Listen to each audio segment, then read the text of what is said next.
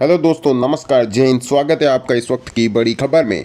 हजारों सैनिक टैंक आमने सामने, सीमा पर चीन और भारत के तनाव का नक्शा देखिए। या दोस्तों, बड़ी खबर निकल कर आ रही है, आपको बता देना चाहते हैं। पूरी खबर देखने से पहले लाल बटन दबाकर चैनल को सब्सक्राइब जरूर कर लें। पूर्वी लद्दाख में देशों ने एक दूसरे के आमने सामने भारी संख्या में फौजियों, टैंकों, हथियारयुक्त वाहनों और होवित्जर तोपों में तैनात कर रखा है।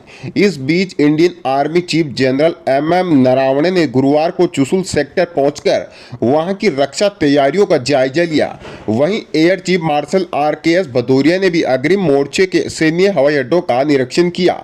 जी हां दोस्तों, चीन ने पूर्वी लद्दाख के चुशुल सेक्टर के सामने भारी संख्या में फौजें भेज दी हैं। उससे पहले हथियारों और भारी युद्धक उपकरणों से पूरी तरह लैस भारतीय सैनिकों ने ठाकुंग से लेकर रेकिन दर्रा तक की सभी महत्वपूर्ण चोटियों पर अपनी मोर्चेबंदी मजबूत कर ली है, ताकि भविष्य में चीनी सेना के किसी भी दुस्साहसिक प्रयासों का मुंहतोड़ जवाब दिया जा सके। जी हां दोस्तों, अग्रिम मोर्चों तक पहुंचे आर्मी चीफ। जी हां दोस्तों, आपको बता देना चाहते हैं, इलाके में दोनों देशों ने एक दूसरे के आमने सामने भारी संख्या में फौजियों, टैंकों, हथियारयुक्त वाहनों और होवित्जर तोपों से तैनात कर दिया है। इस बीच भारतीय थल सेना के प्रमुख जनरल MM नरावणे ने गुरुवार को चुशुल सेक्टर पहुंचकर वहां की रक्षा तैयारियों का जायजा लिया।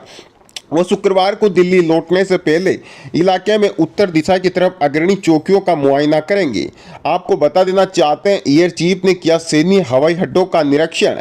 लद्दाख से अरुणाचल प्रदेश तक 3488 किमी की वास्तविक नियंत्रण रेखा LAC चरम पर पहुंचने तनाव के बीच भारतीय वायुसेना के प्रमुख air chief marshal RKS Bhadauria ने बुधवार को हासीमारा समेत पूरे ईस्टर्न सेक्टर में अग्रणी मोर्चों पर बने सैन्य हवाई अड्डों का निरीक्षण किया।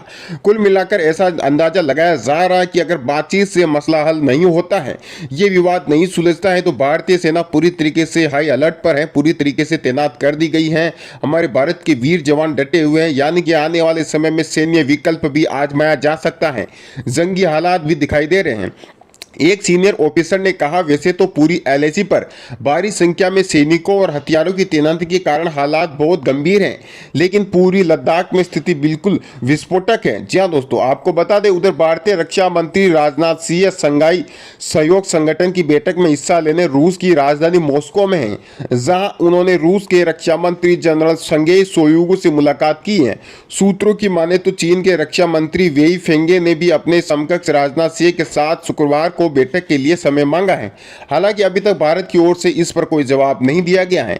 तो वहीं दोस्तों, आपको ये भी बता दें, 29 और 30 की रात भारत ने इन चोटियों पर की थी मोर्चेबंदी।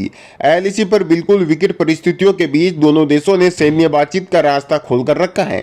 चुशुल मोल्डो बॉर्डर पॉइंट पर गुरुवार को चौथे दौर की ब्रिगेडियर स्तर की बातचीत हुई। हालांकि इस बार भी बातचीत बेनतीजा रही।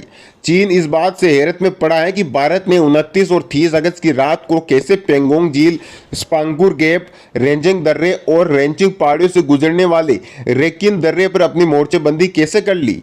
एक अधिकारी ने कहा, PLA यानी कि पीपल्स लिबरेशन आर्मी को इसका जरा भी आभास नहीं था। इसने चुशुल सेक्टर के सामने अतिरिक्त फौजें भेज दी हैं, लेकिन हम भी वहां बहुत मजबूत और बिल्कुल तैयार हैं।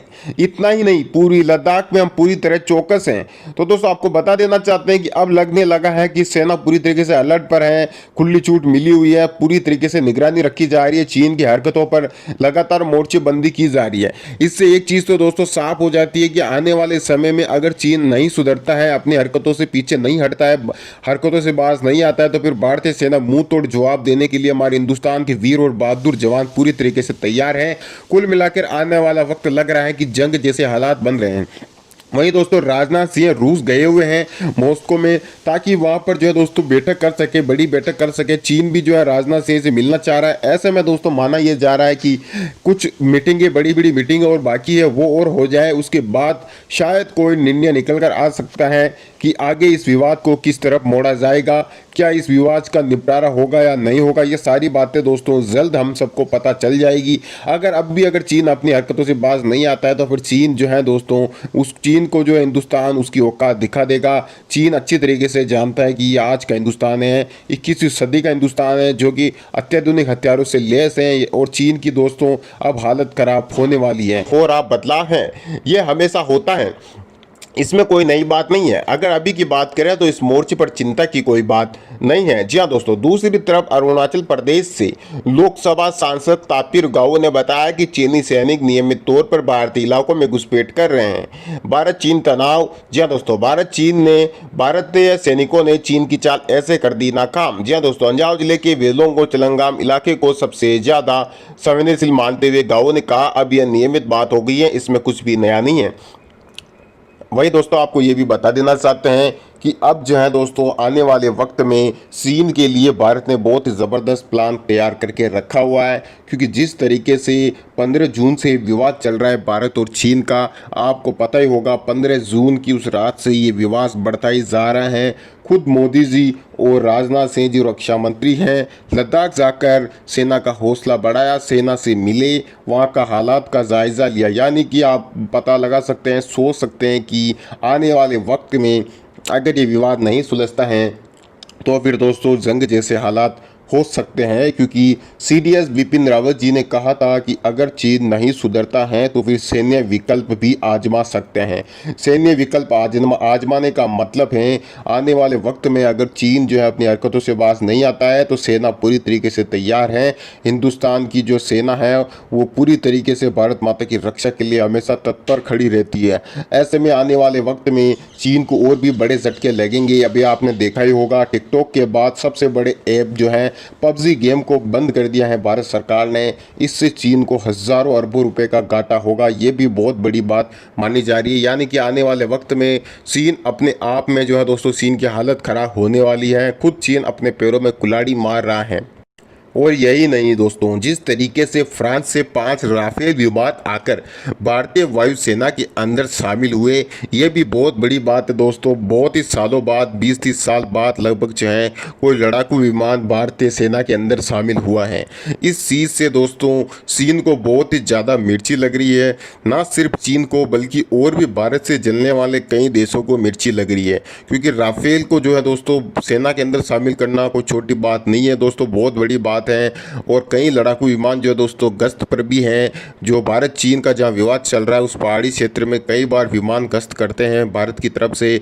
पूरी तरीके से भारतीय सेना का जो रडार है वो चीनियों, जी हाँ दोस्तों, चीन के ऊपर पूरी तरीके से नज़र रखा हुआ है। और चीन जो है दोस्तों, इतनी औकात चीन की नहीं है कि हिंदुस्तान से सीधे तौर पर उलझ जाए। इसलिए चीन कुछ ना कुछ चालबाजियाँ करने की कोशिश कर रहा है। क्योंकि दोस्तों अब तो राफेल भी आ चुका है। यानी कि भारतीय सेना तो पहले से ही दोस्तों मजबूत है और अब ज़्यादा मजबूत हो गई है। हमारे भारत की वीर जवान भारत माता की रक्षा के लिए हमेशा तत्पर खड़े रहते हैं दोस्तों। त्याग और बलिदान की भावना से दोस्तों हमारे भारत के वीर जवान बॉर्डर पर डटे रहते हैं 24 घंटे। इस चीज़ से दोस्तों चीन को बहुत मिर्ची लग रही है। इसीलिए चीन जानता है कि अगर जंगी हालात होते हैं तो फिर भारत की हमारे वीर जवान एक झटके में दोस्तों चीन को उसकी औकात दिखाने के लिए चीन को घुटने टेकने पर मजबूर कर देंगे। और दोस्तों अमेरिका भी कई बार जो है दोस्तों चीन को धमकी दे चुका है। डोनाल्ड ट्रंप कई बार चीन को दो टूक शब्द सुना चुके हैं। यानी कि आने वाले वक्त में चीन के लिए हालात और भी बुरे हो जाएंगे। और जिस तरीके से आपने देखा होगा, रक्षा मंत्री राजनाथ सिंह जिस तरीके से रूस गए थे और 3 दिवसीय दौरा किया था वहां पर, इस